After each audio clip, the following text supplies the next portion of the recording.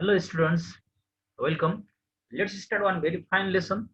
Uh, the title is Where Do We Stand? Where do we stand? This is an essay by Lisa Davis. This essay comes under intercultural communication.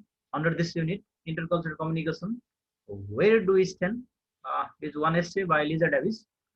Uh, let's start one fine essay that comes under the intercultural section.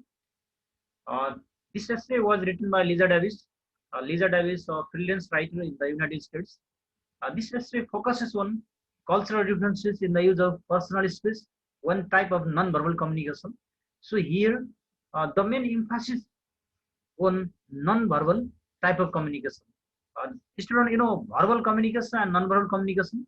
Verbal communication, the communication, the type of communication where the message is sent through voice, sound, there. Okay, in verbal communication, in non-verbal communication, using physical gesture, using some signal language, using some sign, sending message, conveying message to another person. That is non-verbal communication. So in this essay, where do we stand? Lisa Davis discusses the type of that is a non-verbal communication here, especially here cultural differences in the scenario of the world, cultural differences in the use of non-verbal communication. Here the writer described the non-verbal behavior of various cultures. So in the global scenario, there are different types of cultures are there. So some cultures can be non-verbal type. So here, Davis focuses on non-verbal behavior of different cultures prevalent all around the world. We can learn the non-verbal habits of different cultures through enough trainings and coaching for minimizing and avoiding intercultural problems. So here, one country's non-verbal pattern cannot be the similar with another country's non-verbal pattern. So here, in order to know the non-verbal pattern of one country, so one person should get some trainings and coaching for minimizing some problems when the person goes to another country. So here, uh, uh, non-verbal pattern can be different from country to country. So now, especially Davis focuses on the use of body language such as personal and social space, that is called proxemics, and touching, that is called haptics, smelling, that is olfactics, body movements, kinesics, and facial expression, that is eye contact, handshake, kissing, bowing, smiling, style of greetings, etc. In communication is called non-verbal communication. So here, non-verbal communication denotes facial expression, eyes contact, handshake, bowing, smiling, and different sort of greeting. This all come under non-verbal communication. So here, Lisa Davis focuses on that non-verbal communication is necessary to learn the other cultural way of doing. That is the non-verbal communication, especially the ways of using personal space while communicating each other for making intercultural communication successful and meaningful, because the special language is different from culture to culture, group to group, even between the sexes as well there. So this non-verbal pattern cannot be similar with one country and with another country. There will be differences between such pattern there. So in this essay, where do we stand? Lisa Davis focuses on uh, personal space. That is one type of non-verbal communication, especially there in the global scenario, in the cultural matter all around the world. Different countries have their own non-verbal pattern. So let's discuss some main points about non-verbal pattern here. American use more direct eye contact than do Japanese, especially American people.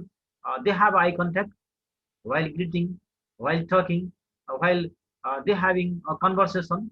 So, especially in comparison to Japan, American people more they they have more direct eye contact. Your eye contact, that is their culture. South American converse at a close distance and establish more direct eye contact than do another European do. So that is also another culture. Lisa Davis discuss here. Men tend to converse at a greater distance than do women. They have a greater distance men than do the woman. That is also a kind of culture, tradition, and system.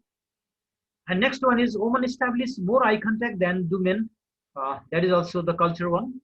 Next point is Russians are a higher contact, a few high contact of people, whereas established are no contact group. So uh, especially Russian people, they are higher contact, whereas people they have a non-contact group. They remain. It is mentioned in paragraph 10. Uh, Caucasian should view student evidence of eye contact as a sign of deception, whereas Asian teachers see such evidence as a sign of foreign view. So that is the cultural scenario, that is the cultural differences. Regarding a personal space, that is one type of non-verbal communication. Next one is an American who is used to standing on the corner of elevator and avoiding eye contact with other people will feel that something is wearing if someone stand by a few inches away. That is also their culture. And next one is South Arabian men tend to hold hand while walking, but American men they don't. That is their culture. So overall now, here Lisa Davis focuses on non-verbal communication. That is a type of personal space. So non-verbal pattern, the culture, cultural matter, and these cultural diversities are not similar. That is different from one country to another country. When one person moves from one country to another country, he should adjust in that culture. Students are in that culture. So there is a saying, when you are in Rome, do as Romans do. So according to the circumstances, conditions, and events happen in that country, one person should assimilate that way. So now let's discuss its summary. Where do we stand by Lisa Davis? So here, this is a Where do we stand was written by American writer Lisa Davis.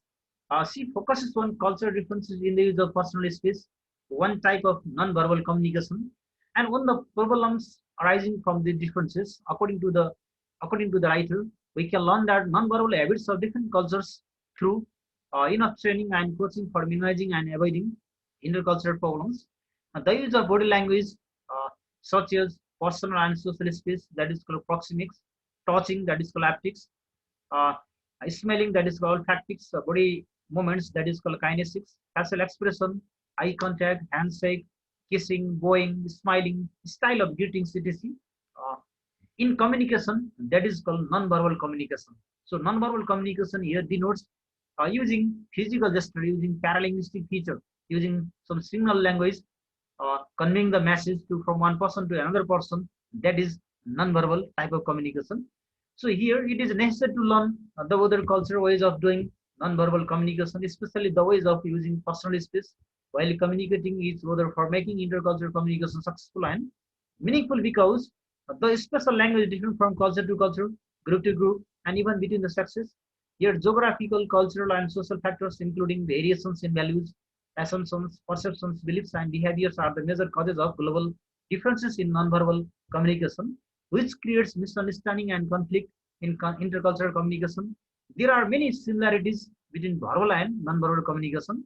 Both verbal and nonverbal communication is a subtle code, but we use and interpret easily and automatically from early childhood. Both have systematic vocabulary, grammar, and social functions which are used to communicate ideas and feelings. Both are subject to misinterpretation because both of them, from culture to culture, group to group, and even between the sexes, both can be learned with enough coaching and training to adjust in a new culture.